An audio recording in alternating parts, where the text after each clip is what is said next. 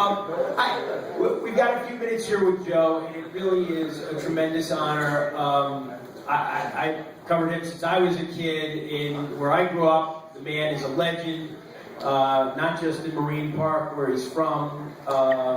He really embodies all that is good about the game of baseball. And I once tried to do the math. It's not easy, but it's either Joe or his longtime aide de camp, Don Zimmer, who wore Major League Baseball uniforms more than anyone else in the history of the game, when you count coaching, managing, and playing. In the history of baseball, going back to 1876, or if you want to go back to 1869, we can debate the beginning of the Major Leagues. No one wore the uniform more than this guy, except maybe Don Zimmer. I haven't quite figured it out, but it's close. No one has seen more of the game, knows more about the game, and I remember once, early in his tenure as the Yankees manager, but after winning the first World Series in '96, after being down 2-0, coming back, winning 4 in a row. Mazzilli was on your staff? No, not that year. A couple of years later, with right. 98. Yeah. And Lee Mazzilli, also a Brooklynite, who'd been the center fielder on Joe's Mets in the late 70s, was hanging around, and I said to him, here's the guy who struggled with all those Mets teams in the 70s and had hard luck with other teams that he subsequently managed, in Atlanta and St. Louis. What's the difference? Now the guy can't lose. And he said, Jeremy, he's exactly the same guy now, after winning 2 out of 3 World Series, that he was when he was a Mets player-manager in 1977. He didn't change at all. It was about the horses. Is that true? It's about the horses. I mean, it's tough to win the Kentucky Derby. I can ask Len Coleman back there, unless you have a thoroughbred. And, it's interesting, the fact that, when you manage, and you've heard the expression, you're a player's manager. If the team is losing, that's a negative. If the team is winning, it's a great communicator. But I really fell into it. To be honest with you, I think when I was called to see if I was interested in managing, there were 4 people on this list. Sparky Anderson, it was Tony La Russa, and Davey Johnson. And I tell you, I was on the bottom of that list because Sparky had retired, Tony La Russa, St. Louis, Davey got the Baltimore deal. He was stuck with me. And it worked out great. I had I obviously played for an owner that, was just dedicated to putting a winner on the field. And I was just very fortunate to come in at the right time. I mean, Buck Showalter did a magnificent job up, to that point. Not that he didn't do a good job after that, but they never got together on a contract. And I hear Yankee fans lament, boy, we came close in 1995, Seattle. We had them at 2-0, and they beat us. I said, yeah, I can't say I'm sorry about that, because I doubt if I'd have been here if they hadn't won that postseason. Or the strike in '94, the Yankees might have won it that year. The strike in '94, that's right. I was managing the Cardinals, and I just fell in the right place at the right time. But as you had mentioned about the number of games I was in uniform, when we won the World Series in '96, I come to find out that between player and manager, that I had appeared in over 4,000 games. I think it's like 4,200 games before I got to a World Series. And I guess that's perseverance, but I really didn't know what the hell else to do, to be honest. And I just, as I say, I was blessed. George Steinbrenner, was he an easy guy to work for? As long as you won every day, he was terrific. Well, you are being too humble here. Plenty of managers have had teams that seem to be super teams or dream teams. We see it every few years in sports, and the wins don't materialize, and the championships aren't realized. What was the key to managing all those personalities? And as good as those teams were, and as much talent as there was, it wasn't murderer's row. There were a lot of Brociouses and O'Neills who were good, but not, or very good, but not great players. Well, you know what? We had a lot of blue-collar guys. And the thing that I felt the best about, Jeremy, was the fact that other managers would come up and say, I really admire the way your ball club plays. Not necessarily the way they win, the way they play, which means they ran hard, they prepared, they were out there and they gave everything they had. George Steinbrenner, this is a funny story, because when we had 96, and Jeremy's right, we had a number of guys on an all-star team, but none of them ever started, because none of them were quite good enough to start. But we had a bunch of guys that were grinders. And, we were in first place for most of the year, and George would just shake his head because he didn't want to beat people. He wanted to annihilate people, okay? And it was an embarrassment that we'd squeeze a run in, because he'd much rather hit a 3-run homer somewhere, but we didn't have those capabilities. And he would say, I don't know, you're doing it with mirrors. I don't know how you're doing this. You didn't, but we play well. We wouldn't give a lot away.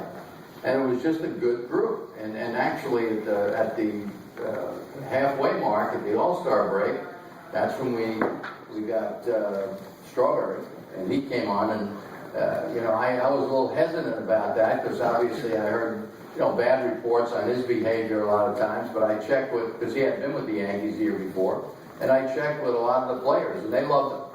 So that was fine with me. It was just a good group of committed players. And I got to tell you a funny story which involved really Detroit.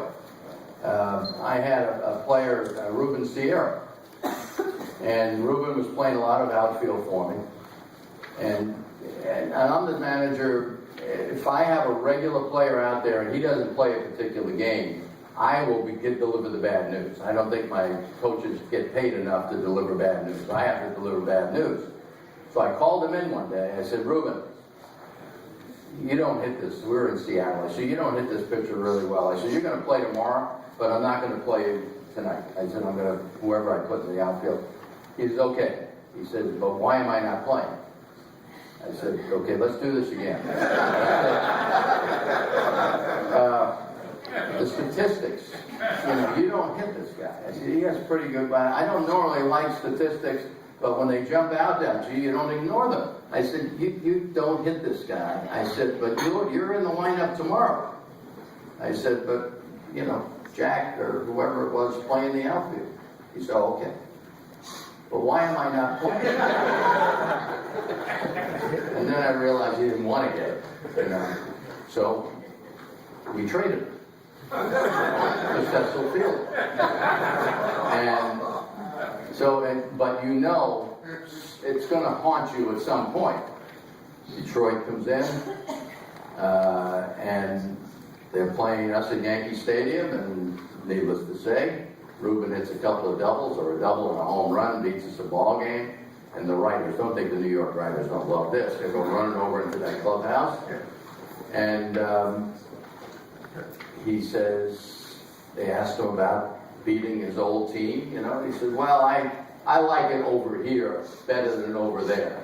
He says, all the Yankees want to do is win. Now, if I'm going to get criticized, I can live with that. And you had the manager over here was Garner at the time, and he found me afterwards, and he says, he's going to find out we want to win over here. But there's a good ending to the story. A couple of years later, Ruben saw me in spring training, Moore apologized for everything, wound up back with our ball club, and was a real good teacher for the young, especially the young Latin players. We should also mention, as some of the older people here might remember, Joe Torre was one of the best hitters in the National League for a long, long time. His MVP season was absolutely phenomenal. It was 363, and you could barely run. I still can't. You would have hit 450 if you could run.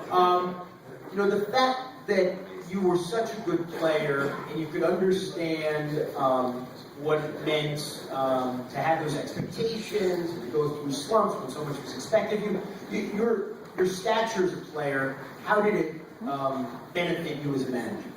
Well, I mean, I hit 360, but I also hit 240, and I figured it didn't mean I didn't try any less. It just that was the way it went, and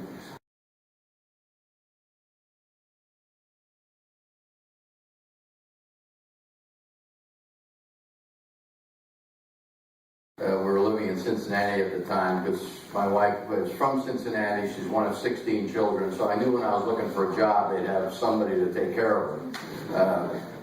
And I found out, because I had a lot of insecurities as a kid growing up. I mean, I had a lot of nervousness, I was fearful, and I found out through a seminar of, a self-help seminar that my wife asked if I would go, and I said yes, because, she was pregnant and I wasn't going to say no to her at all. And we went over there, and I found myself standing in front of perfect strangers after day 3 and just crying my eyes out because I realized what was going on in my home growing up as a kid. My dad was abusing my mom, and I didn't see it, but I saw the results of it, and I heard it and stuff like that. And I never connected the dots until that time. And I think that sort of helped me manage, because I went to the Yankees, and I just sort of listened more. And even when guys would come in and complain, I wouldn't really concern myself with what they said, but why did they say it? And I think it made me more sensitive to players. And the one thing I found, that players felt that I cared about them, and I did. I really concerned myself with them, not if they can hit or if they couldn't hit. It was more about I needed for them to show up for work every day. And the only way you can do that is to make them feel like they're important. And I just felt that way, and I think that was a big part of going over to the Yankees that really helped me. Plus, I was reading a book. Bill Parcells wrote a book, one of his coaching books, and I felt, after being this player's manager on losing teams, I said, I better be a little tougher. I should probably be a little tougher. And I was thumbing through his book, and I see at the top, if you believe in something, stay with it. And I just basically became the same guy, and I judged players on their effort more so than they did on how well they did at the plate or coming out of the bullpen.